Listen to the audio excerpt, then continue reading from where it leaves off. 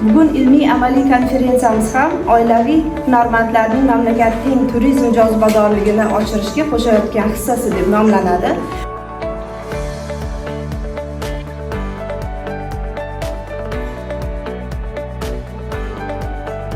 O'zbekiston hunarmandchilik masalalari davlat siyosati darajasiga ko'tarilgan va davlat rahbarining nazoratida turgan dunyoda yagona mamlakat bo'lib, men o'zimga xulosa qilganim, buni hurmatli prezidentimiz bilan uchrashuvda mana shu jumlani aytib, butun ham hunarmandlar nomidan minnatdorchiligimizni kishiga bildirganman.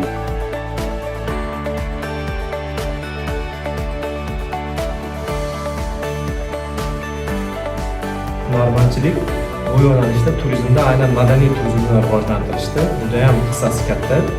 Ya'ni keladigan sayyohlar, o'sha hozir aytib o'tdim, madaniyatini, turmush tarzini, urf-odatlari, an'analarini o'rganishda bevosita hunarmandchilik mahsulotlari orqali o'rganadi. Tadbirda juda muhim masalalar ko'rib chiqilyapti.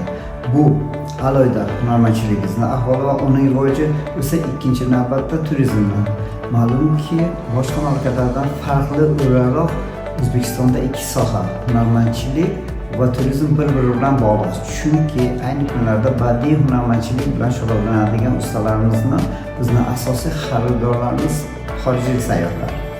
Internet magazin orqali va xorijda ko'rgazmalarga ishtirok qilib, o'sha yerda asosagi yana bir tomoni xorijdan oladigan buyurtmalarimiz. Mana oilamiz misolda ko'rib o'tadigan bo'lsak, uchala farzandlar hunarmandchilik bilan shug'ullanyapti. Keyingi yillarda oliy ma'lumotli hunarmandlarning safi juda kengayib ketyapti. Bu albatta faxr.